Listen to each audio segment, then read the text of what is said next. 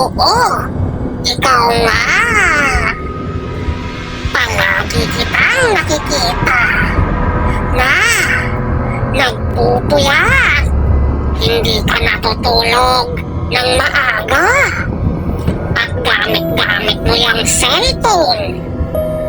Alam mo ba na ayaw ko sa lahat ang mahilig mag-cellphone at nagpupuyat sa gabi. Pinupuntahan ko sila at nakikipaglaro ako sa kanila.